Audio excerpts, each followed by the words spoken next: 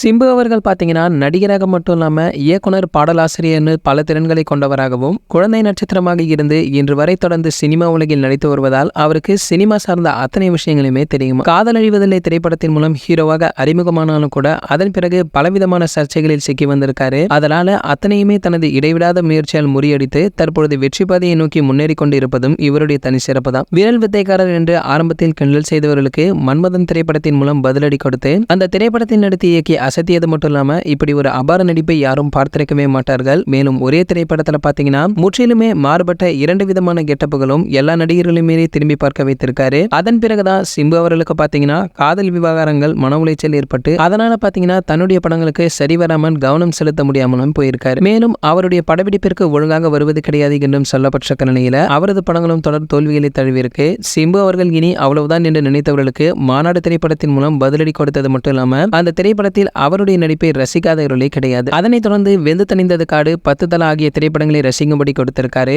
அடுத்ததாக உலகநாயகன் கமலஹாசன் அவர்களுடன் இணைந்து நடிக்கும் வாய்ப்பு கிடைத்தது மட்டும் இல்லாம மணிரத்னம் இயக்கத்தில் தற்பொழுது மிரட்டலாக தக் லைஃப் திரைப்படத்திலுமே நடித்து வந்துட்டு தற்பொழுது சூப்பர் ஸ்டார் ரஜினிகாந்த் அவர்கள் வேட்டையன் கூலின்னு பரபரப்பாக இயக்கி வந்துட்டு லோகேஷ் கனகராஜுடைய இயக்கத்தில் கூலி திரைப்படத்தில் நடித்து வந்துட்டு நிலையில இந்த திரைப்படத்தில் தான் சிம்பு அவர்கள் ஒரு பாடலை பாட இருப்பதாகவும் அதுலயுமே ஓப்பனிங் சாங்காக இருக்கும் என்று சொல்லப்படுகின்றது. மேலும் கலக்குவேன் என்று மீண்டும் கலக்க போக இருக்காரு சிம்பு அவர்கள். சரி, ஓகே, இது போன்ற சினிமா பிரபலங்களை பற்றி நீங்க உடனே தெரிஞ்சுக்க நம்மளுடைய சினிமா கொட்டையான நம்ம சேனலை சப்ஸ்கிரைப் பண்ணிக்கங்க. பக்கத்தில் உள்ள பெல் ஐக்கானை கிளிக் பண்ணிட்டீங்கன்னா நீங்க நம்ம வீடியோவை மிஸ் பண்ணாம பார்க்கலாம்.